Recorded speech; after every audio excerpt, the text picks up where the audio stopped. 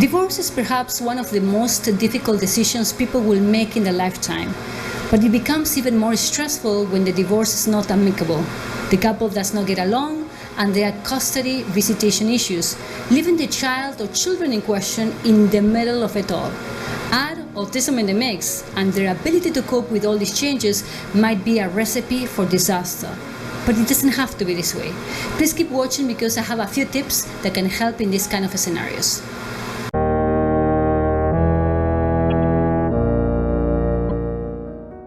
Hi everyone, thank you for being here. I'm Maria. I'm an author, motivational speaker, and busy mom raising 3 autistic children for over 20 years. And this channel is all about sharing tips and strategies that can help you as a parent as you navigate the world of autism. No one who gets married will ever imagine that one day they will divorce. But it happens, and that's just how life is. But when you have an autistic child, you worry even more because you know the changes will affect them greatly. And if things between you and your ex went sour, it will affect them even more.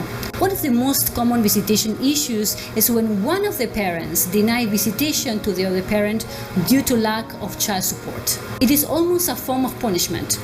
You don't send money to your child to eat, you don't get to see him or her, even if there is a court order that established clear visitation for the other parent. Now, it is completely understandable that a parent is upset if they're not receiving any child support, especially autism parents, because you and I know that we have so many other bills, including therapy, and we know how expensive that is. And this is where the courts are needed to ensure you do receive it in order to assist your child as a primary caregiver. But also the other truth is that children don't know anything about money or courts. They want to see their mommy or daddy. They want to spend time with them. They miss them. So denying them that opportunity, if it's safe to do so because you're upset with your ex, might damage your autistic child in the long run. It is a lot for them to process and get accustomed to. They don't need to feel they are being rejected and loved, or that their mom or dad does not want to spend time with them anymore. This is a time to protect their little hearts and at the same time continue your battle, but in the courts. Custody issues sometimes emanate from spite. Your ex wants to get you, or you want to get your ex because there's a lot of hurt inside, but your child ends up being in the middle of this battle and trying to understand what is happening. If you know you need to drop your child to a specific location and time, then do your best to be on time so you avoid clashes or unnecessary arguments. If your ex is the one who has to do it and they don't, then have a calm, civil conversation with them and explain. I know it is easier said than done, because sometimes the other person might not be receptive to what you are saying. They may start shouting, cursing, or doing something to trigger a response. Walk away. Don't engage them and get into an argument. When anyone is being disrespectful, especially if your child is witnessing the whole thing, always remove yourself and your child from it. Another common child custody issue involves virtual visitation. Basically, virtual visitation is when a parent is allowed by the courts to have a set number of phone calls or virtual meetings with a child a day, and the other parent does not answer the phone or does not allow their child to meet with a non-custodial parent online. If you are the parent denying visitation to your ex when it is safe to do so, you are harming your child. This should be an exclusive time your child has with their parent to talk and to bond.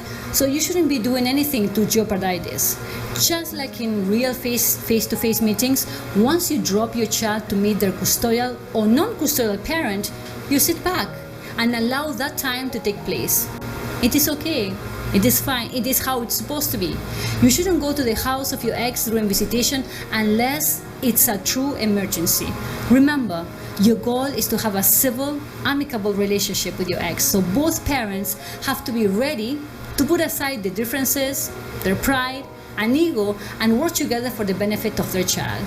Sometimes the reality is that it is not always possible. Perhaps you are ready and committed to do this, but your ex is not, and they're doing everything possible to get to you by using your son or daughter. Don't blame yourself.